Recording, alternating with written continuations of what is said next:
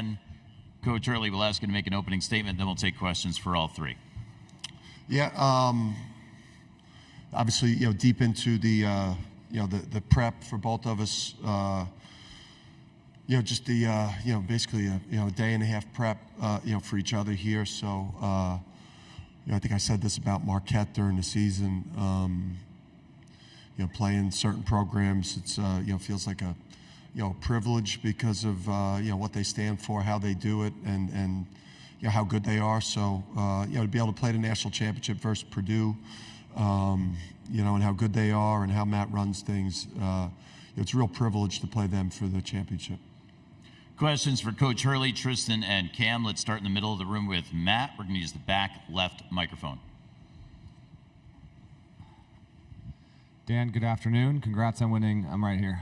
Congrats on winning National Coach of the Year. I couldn't help but notice you sat down at the dais with a little manila folder. If you could take us into where you are with prep, and is that just a typical scouting report? Genuinely curious about where you're at right now. Yeah, so immediately after the game, after the media was done, you literally get that tablet as soon as you get on the bus, and I was into you're into Purdue on the way back to the hotel. We were able to I was able to consume 3 games before I went to bed last night. Luke Murray obviously was prepping for the winner of that game, so I've been able to catch 6 of their games already. I'll imagine I'll watch maybe 8, and then that's all kind of the analytics, scouting report, some of that type of stuff. We'll go up front on the left side. Fanta. John Fanta, Fox Sports. For Dan and the players, can you guys reflect on how great of a matchup this is for men's college basketball? This is 1 versus 2 throughout this season. Obviously, Donovan versus Zach, but there's so many other pieces to both these teams. Just what it's like knowing that you're going to step on the floor against this Purdue team tomorrow, and how big this is, how great this is for the sport, that this is how we end what's been a remarkable season. We'll ask Cam to take that first, then Tristan, then Coach. Yeah, I think it's a great matchup, between 2 teams who have had 2 great years. Obviously, we have a lot of respect for them as a program. They're in national championship for a reason, and I'm sure people have been waiting to see this one for a while, but we're locked in and we'll be ready to go. Tristan. Yeah, we've been the 2 best programs the past 2 years, us and Purdue, and it's a great matchup. We're looking forward to it. The coaches are gonna get us well prepared and ready to have a good game tomorrow. Anything to add, Coach? Yeah, I would just say I'm sure that Cam endeared himself to their fans while he was in the Big Ten. On the right side, Brian. Brian Hamilton from The Athletic. Dan, when you look at the way you've constructed your roster this year, last year, the way Purdue's constructed the roster, we go back to, Kansas, Baylor, Virginia winning titles. What have we learned about what wins, or what should everyone know about what wins to get teams to this level? I think all of us should just shut up about it and stop trying to help the people that don't know what they're doing. You got to be able to score, obviously. To win a 6-game single elimination tournament. I think that the days of that kind of the rock fight style of play in modern basketball, I think it's going to be tough to win that way. I think obviously balanced roster. Young players with talent that are insulated by, returning players to your program with that could uphold the culture, and then strategic, portal additions that could put you over the top. But I think it's, the roster construction, skill, skilled players that can process the game, and and balance in terms of veterans and young players. We'll go up front on the right side. Jacob Saliga, Arizona Varsity. Coach Hurley, your team has done a very good job as a whole with your lineup in terms of crashing the glass as a unit. Playing in the Big East, going up against guys such as Joel Soriano, Kalkbrenner, also Iguodaro. How well did you think that attacking the glass as a team against those great post players are going to help prepare you to go up against a guy like Edey who controls the post as well as he does? Yeah, he's obviously, you may coach or play your whole career and never, coach or play against somebody of his stature. Truly a giant player. So, yeah, I mean, we're not, we're a pretty physical team, but, we more so fly to the ball. And then I think we're disciplined like they are. I mean, they're an excellent rebounding team. We're an excellent rebounding team. We both block out, and a lot of the time it just comes down to tracing that ball and who's going to make that life or death pursuit to get it. Continuing up front. Casey Bartley, Boiler Upload Rivals. Dan, considering the narrative of Purdue getting here for the first time since '69, you guys are getting back. Are there differences between getting here the first time and doing it again? I think listen, when you break through that euphoria that you feel when you punch your ticket to the Final Four and just the bigness of this event, just participating in it as a coach or a player. The experience, this setting, the buses, the police escorts, the 70,000 people in the state. I mean, it's an incredible experience, and it doesn't, the second time you make it feels just as good as the first.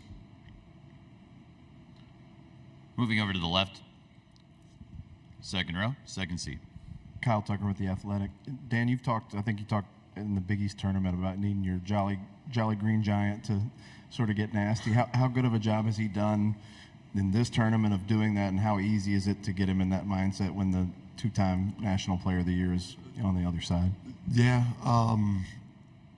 the thing with Donovan is he got healthy at the absolute right time of the year, and then in a similar way. Where Steph Castle at the end of his freshman year is now probably playing like a sophomore. You've got Donovan now who has enough experience in big spots. Where he's perfectly conditioned. He's healthy. He's confident, and he's playing more like a junior player.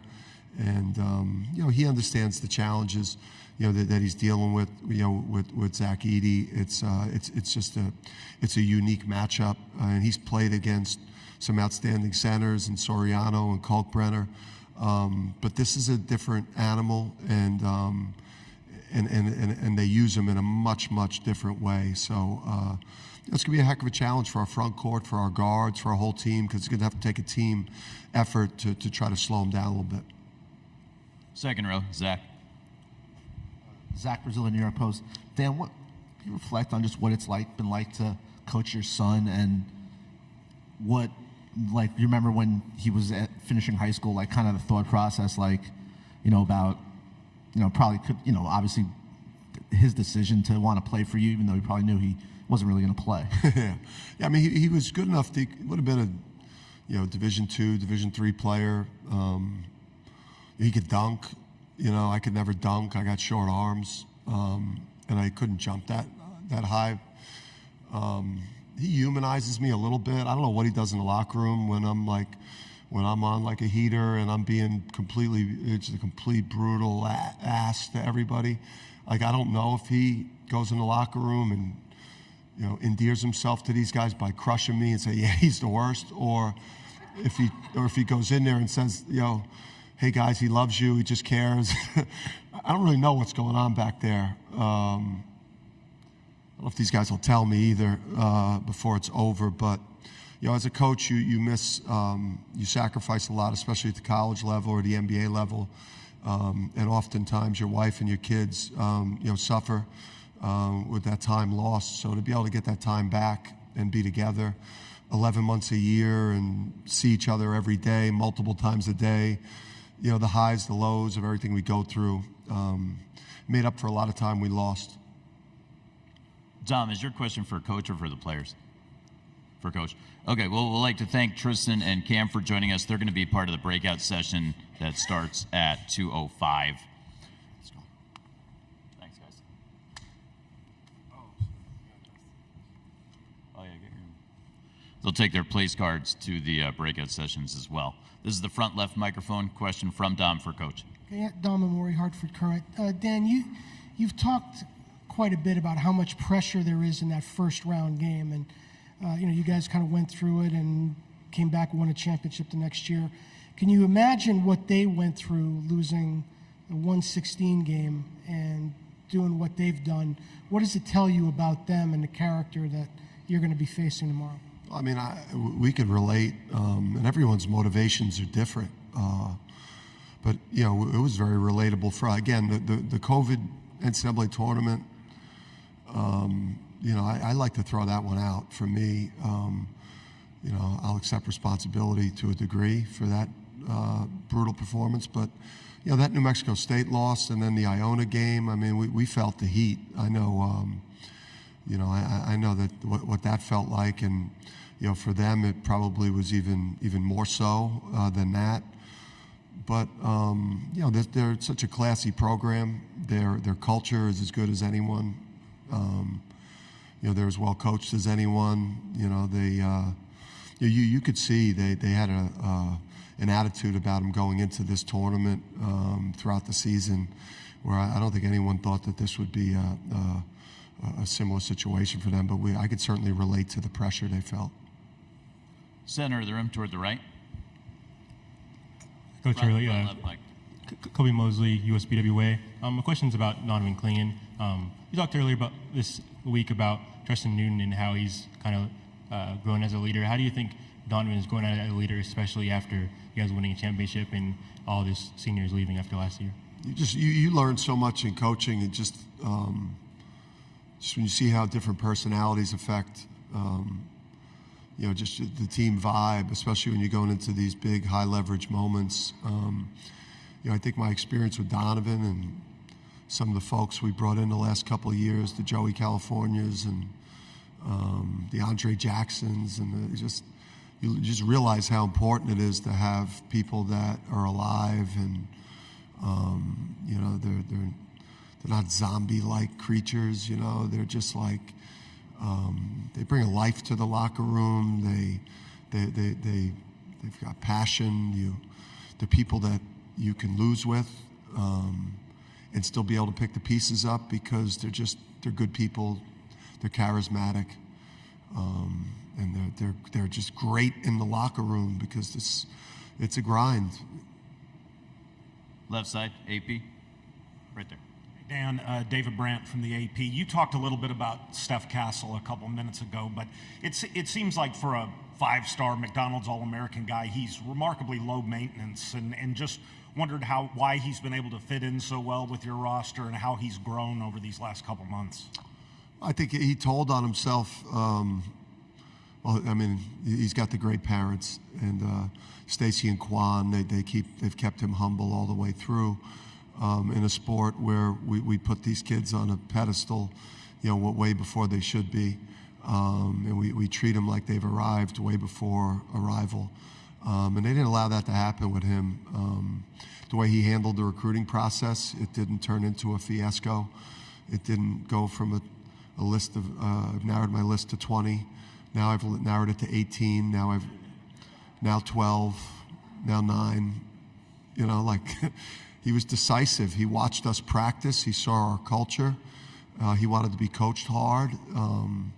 They wanted an old school environment for him to be challenged in and to be held accountable. And it's just been the perfect situation for him, because his draft stock is right where they want it to be right now, and he's won big. You can still do both, and everyone could win. Center of the room. Amanda Kristovich, Front Office Sports. Just from a big picture perspective, do you feel like UConn could have reached this level of dominance if you hadn't rejoined the Big East a few years ago? Oh yeah, absolutely. We were well on our way, in a similar way to what Coach Sampson was doing in the AAC. Obviously, going to the Big 12 is, everything's bigger, tougher league. But we were recruiting at a very, very high level, and we would be where we were regardless. I got the best staff in the country. Got one of the biggest brands in college basketball. It has certainly helped, but we've also had a big impact on the Big East as well. Left side of the aisle, all the way left. Killian Johnson, Sports Illustrated Kids. Coach, as reigning champions, how you've had a target on your back all year. How has that motivated you? I mean, well, number one, my biggest motivation really for the last 2-3 weeks is I just don't want to deal with the portal shit. And I mean, well, that's why we're trying to win so hard right now, is I'm seeing what other people are doing. It's chaos, and I could hide behind, hey, my season's still going on.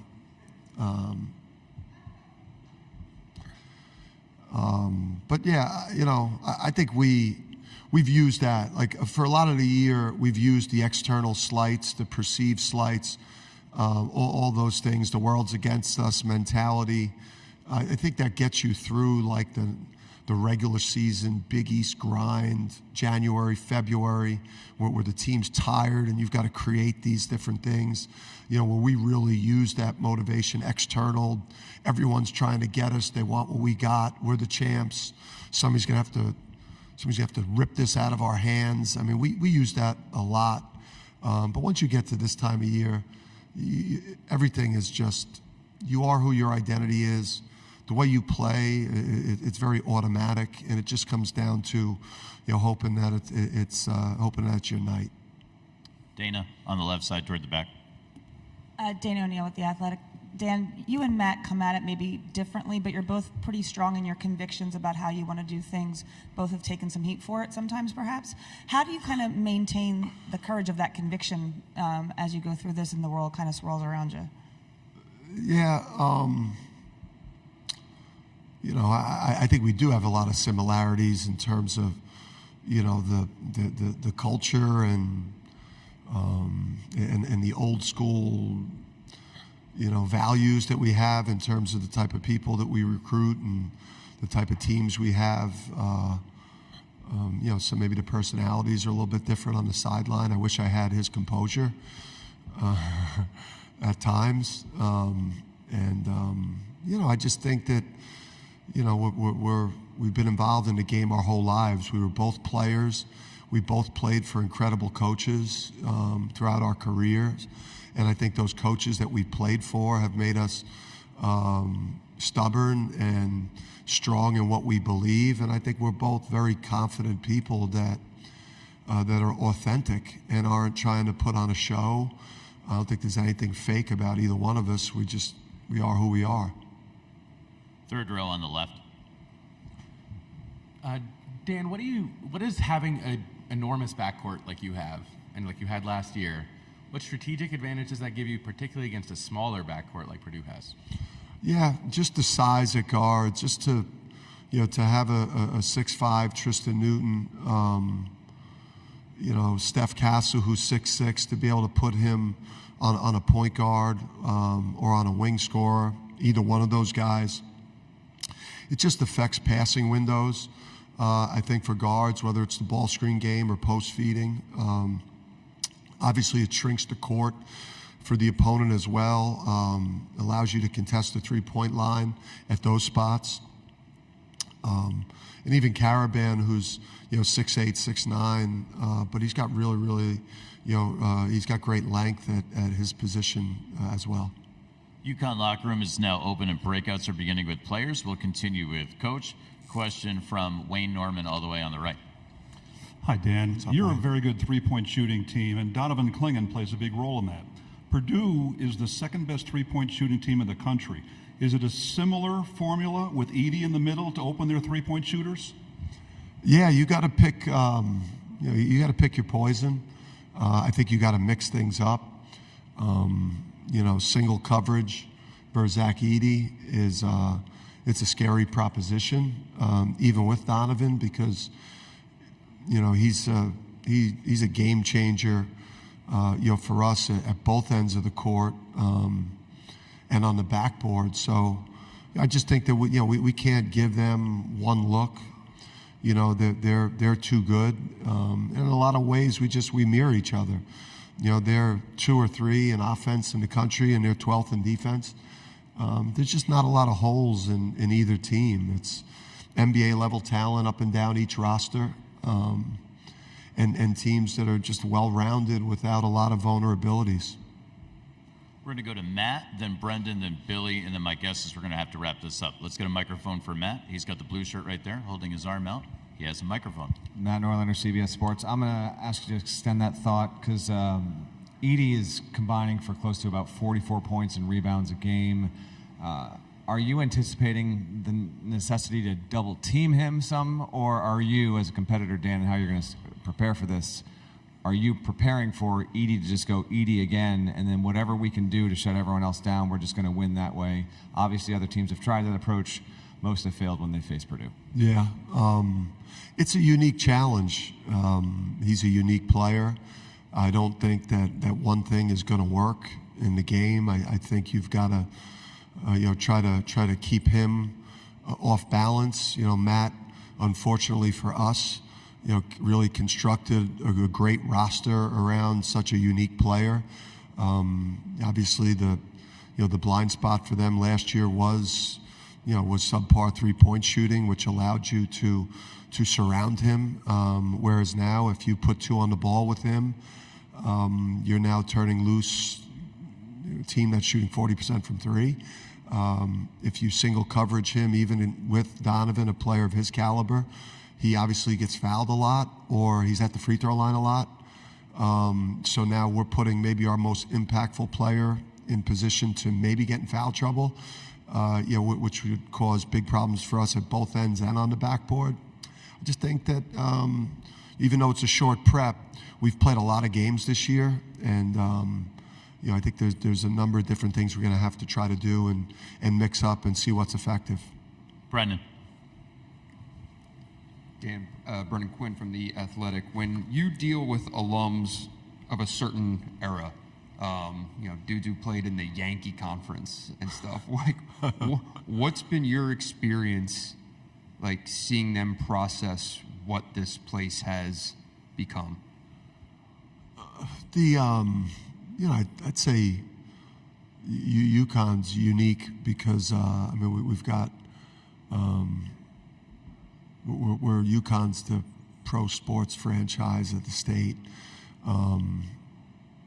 and obviously it's 2 things: the impact that basketball at UConn has had on the university and the growth of the university and what it was like in the 80s and 90s, the small agricultural college that I think when I drove through campus in the early to mid 90s, I thought I missed the campus and as I arrived at Gamble. So the explosion of basketball, what it's meant to the state, what it's meant to the campus becoming a world-class university, the impact has been great. And it's what D. Rowe and Coach Calhoun and Gino and the former players that want to be around, and not just for the Final Four or when the cameras are around, but the amount of folks that come through to watch a practice, to talk to the boys. It's a unique relationship, special. We'll wrap things up with Billy. Billy Witz with the New York Times. Dan, this era there's so much, with conference realignment and the portal and NIL, it feels like it should be harder to win back-to-back championships, which is obviously, as history's proven, is rare to begin with. What is it? I wonder if you can identify a couple things that maybe about your program that have allowed you to be in this position. Yeah, I think we're at this point. I think we understand that we could, as Teddy Atlas would say, pass on some of the neon talents to get our type of people. Obviously, there's a baseline that you need in terms of size, athletic ability, just ability with the basketball to do things. But we really hold out to get our type of people. The staff continuity, we've made it, so good. I think for guys like Kamani and Luke to not take a low or mid-major jobs. So I've been able to keep my staff intact. By making sure they're taken care of, that way. But we just haven't changed a lot, we don't kiss the kids, ass during the recruiting. We don't kiss it while they're on campus.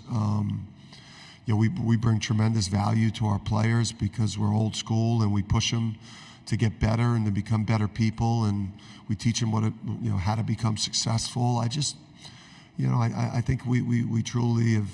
I think we try to play modern basketball with the use of analytics as I bought more into that, but have really held on to like old school values the way, coaches, maybe used to be more, where, we're in charge and we hold people accountable, but we play a modern style of ball. We want to thank Coach Hurley for joining us here in the main interview room. Thank you, Coach. Good luck tomorrow. Thank you, guys. See you.